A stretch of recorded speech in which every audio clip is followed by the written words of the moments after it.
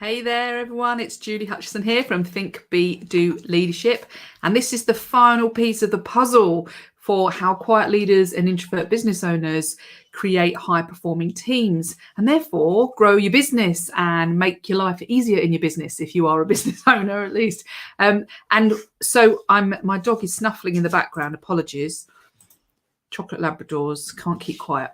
Here we go. I'm going to share my screen because this is where we got to. We have been looking at, is that sharing? Hang on. We have been looking at what I call the team performance engine, if it is ever going to come up. And the team performance engine is something that we've been delving into and working out the 9 accelerators that you can apply as a quiet leader or an introvert business owner to increase the impact that you have with your teams. My screen does not want to share at the moment, so I'm just waiting for it to do it. So I'm just going to talk. Why not? So essentially what we did is we looked at what creates team performance. And so we looked at, if you haven't got all these things in place, then what you end up with is either people can't do what you want them to do, either they don't, or they don't do what you want them to do, or they won't do what you want them to do. And the problem with that is that creates a headache for you, because what you might find is that you are working too hard, you're doing what you wish you could delegate. My whole computer now is not responding, so I have no idea if I'm still going live, so I'm just going to carry on. It says StreamYard is not responding to me, so I probably won't share my screen, which is a good thing.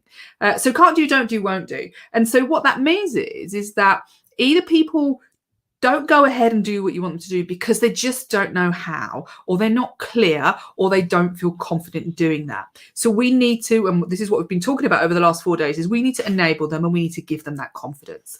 Now, if they don't do, it isn't because they can't do, and this is where we find the frustration comes. If you know where you want to go, but people just aren't seeming to go in the same direction, and they aren't seeming to do it how you want them to do it, but they're skilled, but they just don't do it, then that's because you haven't excited them for your cause, your reason for doing it, your vision of what you're trying to achieve.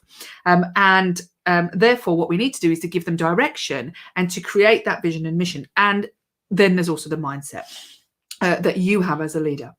Now, the last one, though, as we were talking about only yesterday, was the won't do. So if you think about it, can't do, you need to give them this, you need to enable them. It don't do, you need to excite them and give them direction. But won't do is about you. And it might be also about other people in the team. But essentially what I mean is they don't do it because they don't want to do it for you. Now, think on that a little bit, because what that means is that there's a reason they're choosing not to. And that is, as we were discussing yesterday, is because you haven't got the connection that you have as a human being, as a person that you need. They don't trust you, and they're not engaged with you as an individual, as the leader. And therefore, you haven't got the impact and influence. So we delved into these. So if you are watching this now and you haven't watched the other 4 that we've done, then please go back and find them, because they'll be in the feed, depending on where you're watching it, on LinkedIn or Facebook. So what we're saying is that this can't do, don't do, won't do turns into enabled, excited, and engaged people if we get it right. We give them confidence, direction, and trust so that you will be able to delegate. You will be able to create a team that wants to work in the same direction as you're working to. They know how to do it, and they make good decisions.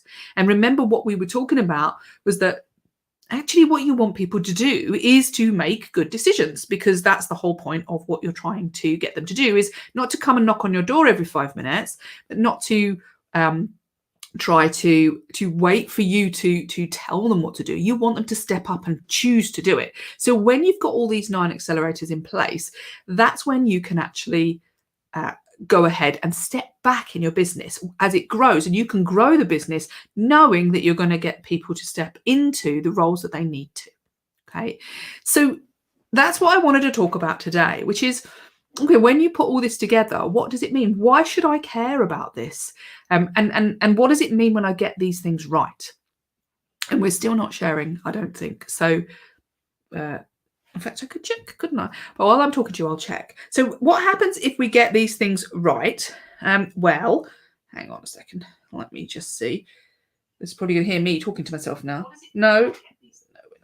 So anyway, go back to what I was doing. We'll do it without. So when you get these things right, then it means that you're going to be able to grow your business. And what I see is that as quiet leaders, and in actual fact, 66, 69, I think it is 66 or 69% of the population are what I would call true quiet leaders. So they're perhaps more of an introvert personality, and they're either going to be then focusing on being a people person or more of a task focused person, but they sit in that lower quadrant of the DISC profile. Now, if you've ever done that, I love DISC. If you ever want to find out your DISC profile, then please message me. We'll do that. But what that means is that we sit in this more introvert side of the profile. So over 66 people sit in one quadrant, which is a quieter quadrant, and then 17 people sit in this more introvert task focused quadrant. So actually 86% of the population, could be you, are technically what I would class as quiet leader. So what we tend to find is that when we have a business, but it also includes if you are a leader in a business, not your own business, but when we have a business, we sometimes struggle to grow.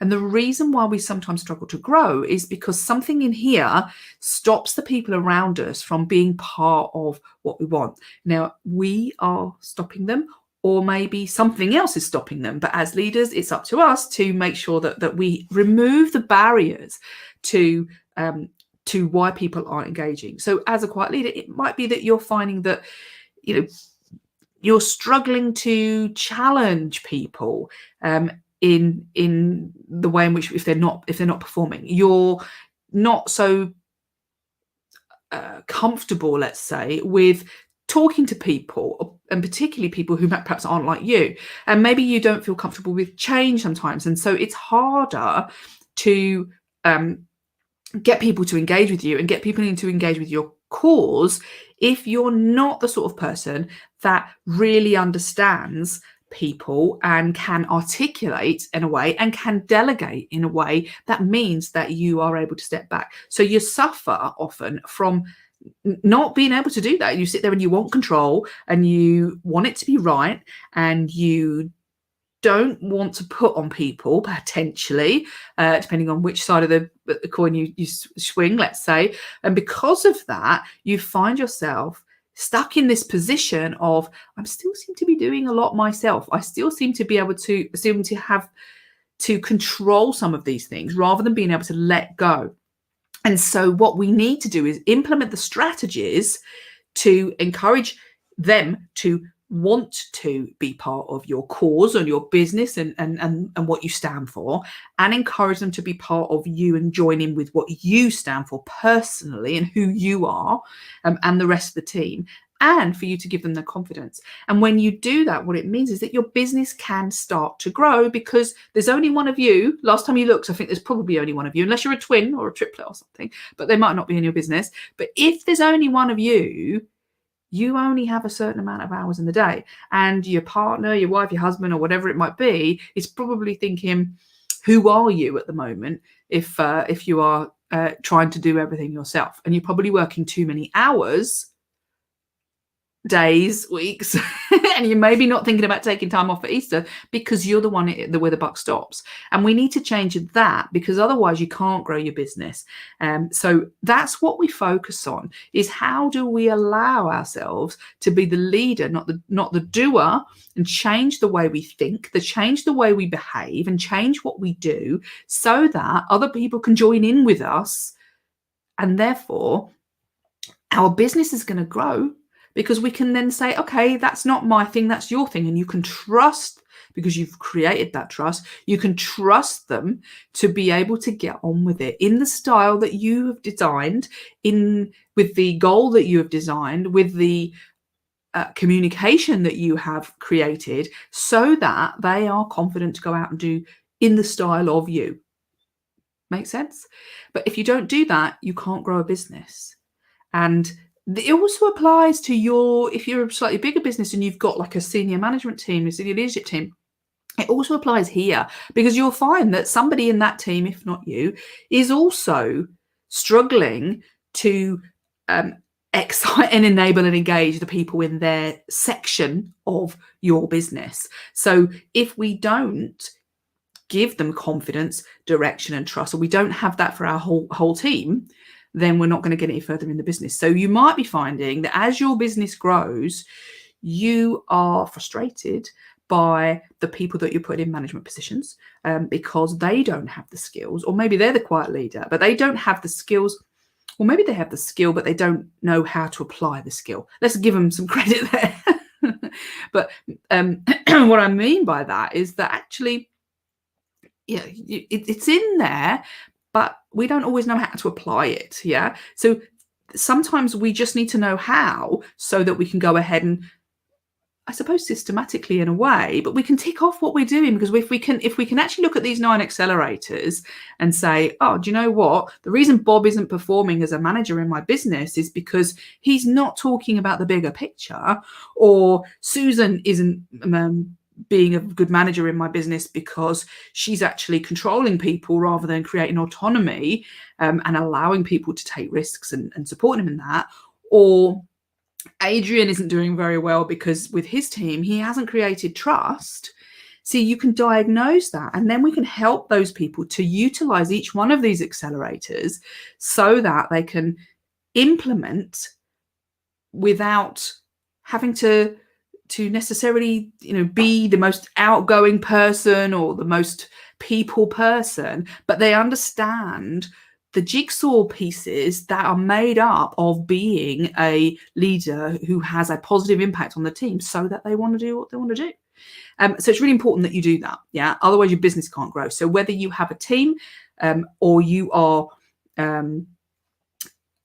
bigger than that and you have a team of teams, let's say, it doesn't really matter. What you need to look at is, how are we exciting them, enabling them, and engaging them in the big picture of what we're trying to achieve and the detail of what we want to achieve, and how are we giving them the ability to make good decisions? And if people in your organization get that right, the ability to make good decisions, then you can step back and build your business. So that's what I wanted to talk about today. And that is the crux of the team performance engine that we've been talking about over the last 4 days. I apologize that I haven't been able to share my screen. If you want to see the full team performance engine model and the 9 accelerators, and where we look at changing can't do, don't do, and won't do to can do, will do, and does do, then you can message me or find one of the other lives that we've been doing this week. But by all means, message me, and then I can talk you through that, and we can see how we can implement that in your business. Because remember, your business won't grow until you lead instead of do, and it won't grow until you enable people and you engage people to take on the cause that you are trying to implement. So I hope that was really helpful today. If it was, and you like what you see, in fact, you can join the Facebook group, and I'd normally put a link in, but bearing in mind, it still says that this is not responding on my screen. I don't want to press a button. So what I'll do is I'll put it in the comments afterwards. But also the Leaders Launchpad, where we look at these 9 elements over 12 months, and we make sure that you are absolutely up to scratch with every single one of these. So we turn all of your team into a really fabulous, engaged group of people that know what you're trying to achieve and really want to come with you, and make you into the leader that you need to be to impact and influence them in that way. That's what we do on the Leaders Launchpad. If you need to do that in your business because you want to grow, or because you're being held back because of that, then message me, because the new cohort starts very soon, end of April. What I want to do is make sure that we have a conversation to see if and how I can help you, because there's nothing worse than being frustrated, overworked, undervalued, and wishing that your business would grow, when actually there's an awful lot that you can do about it. In fact, there's 9 things that you can do about it very simply, and you can work on that with us. And that's the program. There is a mastermind program where we have a group of people all doing the same thing as you, all wanting to grow their business or grow as a leader and growing in somebody else's business, so that they can have more impact and influence on the team in a positive way so the team get better results. And remember, that's what we're here for. We're not here to be the the lord of the manor or the lady of the manor. What we're here for is to create really confident people in your business so that they can make really good decisions. So thank you very much for listening. And if you would like to comment, then please feel free to, or message me if you want to find out more. I will put a link to finding out more about the Quiet Leaders Launchpad in the comments afterwards when I've sorted out my non-responding streaming software. So thank you very much, everybody. And I will speak to you very, very soon. It's Julie Hutchison from Think, Be, Do. And the only slight problem with this is I cannot actually get out of StreamYard. So I'm going to try again. Have a wonderful day. And I could just be talking to you all day, couldn't I, really? Which will be very interesting. I'll see you. Bye-bye.